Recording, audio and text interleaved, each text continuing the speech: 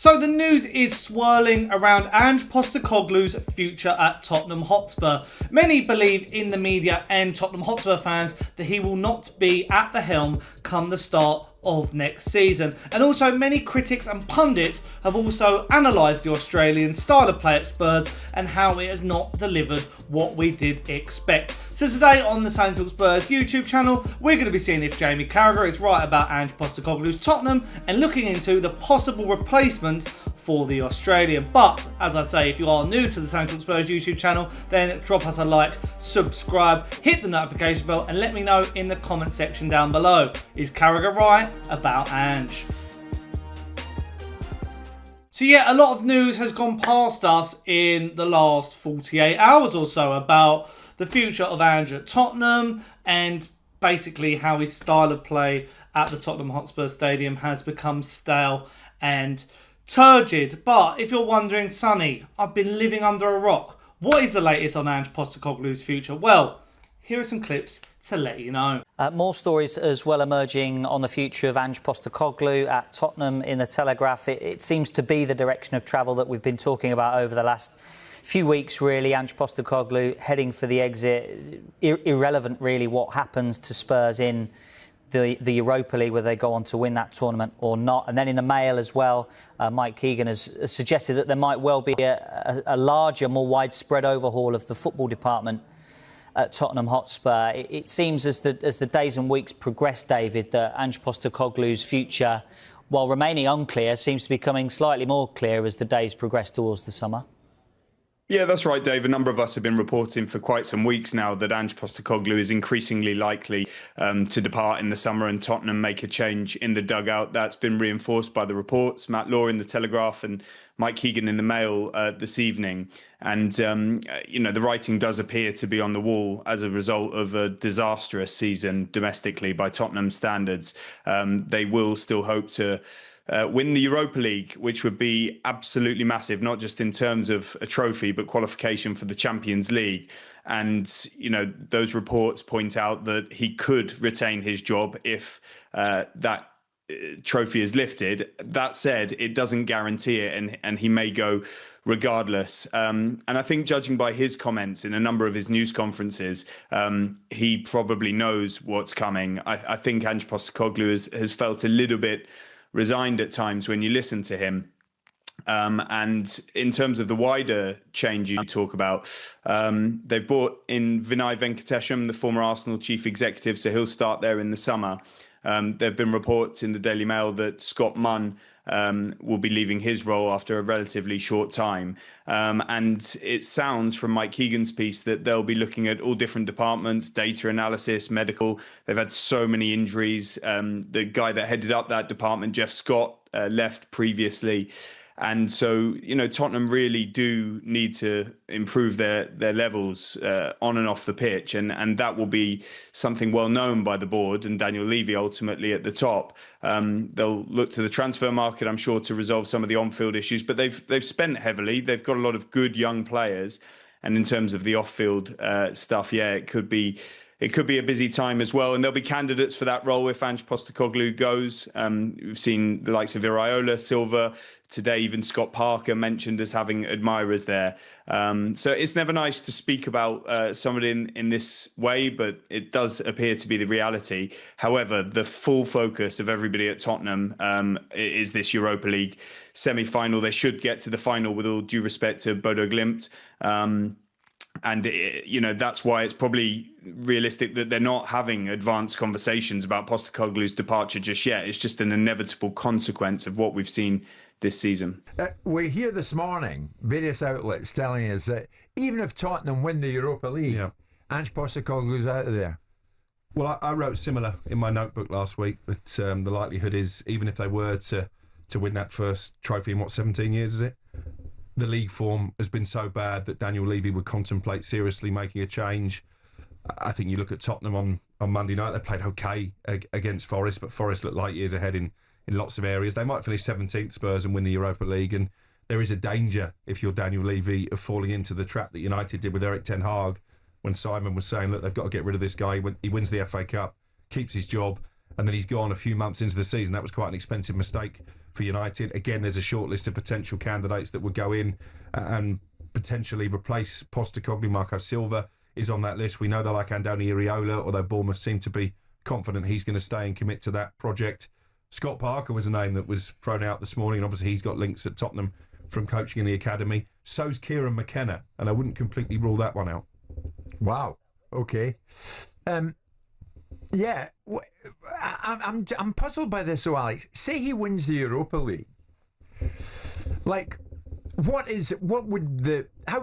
Postecoglou be regarded within the industry at that time? Where is his stock after doing what he said he'd do? I told you, I'll win a trophy in my second season. Does winning a semi-final against Bodo Glimt and maybe a final against either Bilbao or the worst doesn't matter. Manchester United team with a Premier League year, is that a yardstick? But before I go any further, nearly 80% of you watching this right now are not subscribed to the Sonny Talk Spurs YouTube channel. Please, I've just had enough of this season, and the only thing that's going to make me happy is if you subscribe and hit that notification bell. But enough of this, let's get on with the video. So yeah, there was a report that came out a few days ago about Ange Postecoglou's future at Tottenham Hotspur, and basically said that even if Tottenham win the Europa League under Ange, it's not guaranteed that he will be remaining at the club. And the tweet also said that there's going to be a big summer shake-up at Spurs.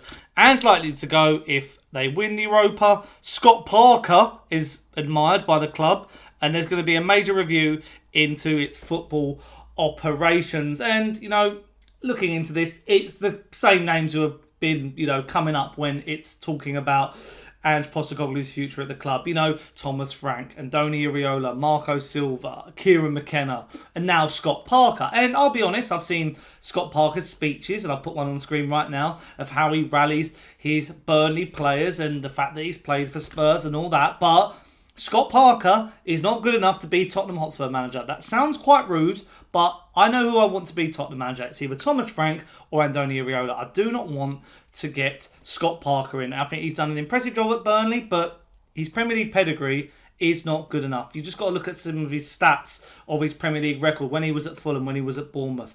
It is not good enough. Sorry, Scott Parker. I loved you as a player. I thought you were an amazing signing when we got you from West Ham. A Premier League, you know, icon. Played for so many good clubs, but you're not wanted by me. I just think it's too big of a step up. I want a more proven manager at Premier League level, like Thomas Frank, for example. But enough about that. It's very interesting to see, you know, how Ange Postecoglou's Tottenham has become unravelled and how we've got to this stage. You know, 18 losses in the Premier League this season, which is not good enough whatsoever. And the stats are so damning. And I'm going to put a few of them on screen and talk through them right now. As you can see here, we have basically the underlying stats and numbers about Tottenham this season. Apologies that Ben Bowman's on the screen, but it was the only way I could see this, about how bad Ange Postecoglou's Tottenham have fallen from last year. And look at some of the losses, how we rank compared to the other teams in the Premier League table. It is just not good enough. And then you've just got to look at where we are based to where we were last season. And the points different. Now, some of these stats are a bit out of date because some of them were before the game on Monday and some of them... So there's a few tweaks here and there. But at the time of this, 23 points less this season compared to last season. You look at Nottingham Forest, who we faced on Monday, they have 28 points more. Even Brentford, 14 points more. Chelsea got 9 points more. But, you know, we're ranking amongst, you know, Manchester City and United, who have all fallen off. Even Arsenal. But, you know, 23-point difference this season compared to last. It's not good enough. It's absolutely pathetic. It's embarrassing. And that's why my general conclusion is, with Ange Postecoglou, I want him gone, even if we win the Europa League. I think it's come to that point, and I've seen the likes of Ben Bowman agree, that it's got to come to an end. Even if I'm Ange Postecoglou and I win Tottenham this Europa League, I'd want to walk myself. I'd want to leave, you know, leave on a high and just go somewhere else, because the relationship's not there. It's got turgid. It's got really dysfunctional. It's not healthy for anyone involved at the club. And it looks like, you know, Daniel Levy's going to have a massive restructure. He looks like he's binning off Scott Munn. He's bringing in the former Arsenal CEO. So I mean, Levy, you know, leopard doesn't change his spots is the saying, but you have to remain hopeful that something could happen, potentially. But main part of this video I wanted to talk about was some of the points that Jamie Carragher made on the Monday Night Football before, during and after about Ange Postecoglou's Tottenham Hotspur, because it's getting worrying. It's getting really, really turgid when it comes to like how we look at our numbers. And I've gone through some stats there, but what Carragher said, and I don't usually agree with Jamie Carragher. I think some of what he says is a bit, you know, for dramatic effects. But in this video, or these videos that I'm going to show you right now, it's hard to disagree. They did win 4-0 at the Etihad earlier this season before Manchester City got themselves in a real pickle. So stranger things have happened. Yeah, listen. Yeah. I think when you listen to the manager there, you feel like you get the same interview because he's talking about the same problems, but it's his job to fix them. Do you think this is a missed opportunity tonight, Jamie, in terms of changing this narrative around Ange Postecoglou? Yes, we know there is the Europa League semi-final. There is potentially a place in the Champions League. But before tonight, there were 6 league games, 18 points, in which they could change the story potentially around their season. Yeah, but we shouldn't forget they are in poor form. They lost last week at Wolves 4-2. And the worry for me a little bit, if I was a Spurs supporter, you know, the manager's talking there about, we've played good football, we've let ourselves down with a couple of mistakes. On the back of last week at Wolves, after the game, he said they played well. That would worry me a little bit, that. And that would tell me that a manager's sort of sole focus, not sole, but a big thing for him is how his teams play with the ball. And if his teams play well with the ball, he feels like his team have played well. And he'll put that down tonight to a couple of, you know, concentration, a couple of mistakes. Saying you can't say you've played well away at Wolves if you lose 4-2. Football's about with the ball and without the ball. And if you've played well, it means you've done well in both categories, and that never really happens with Tottenham. We highlighted before the problems that they have defensively, and within 16 minutes they get them beat 2-0. I like to cut it down and make it a bit more simple for the players. So in this case, Tottenham have got a 5 and a 5 up.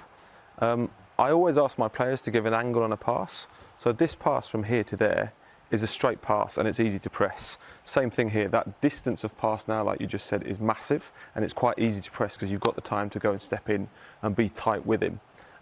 So it's all about angles and distances of pass and being compact. It sounds silly because you're in possession and you can't really be compact, but it is. It's making passes easy and giving an angle to play and sort of play off. And that's a great point in terms of being compact. We always talk about that without the ball, but with the ball as well. But the thing about, I just don't want like me wingers coming with the back to play. A full-back comes in behind them, and actually when we roll it on now and that pass comes there, as I said, I think it's too long. Your winger ends up there with his back to play, very tight and aggressive there from him. They get a little bit of fortune, but I feel like when you watch Tottenham under Ange, it's high risk, high reward, and that's basically the name of it. So they could have easily lost the ball there right by their own goal. They're going up the other end and they score, and that's why they are the most entertaining team to watch. But they started what we saw doubt from the fans. What we saw in the second half in terms of going to a back 5 and sitting behind the ball, that didn't happen at the start of the game. We have to say that.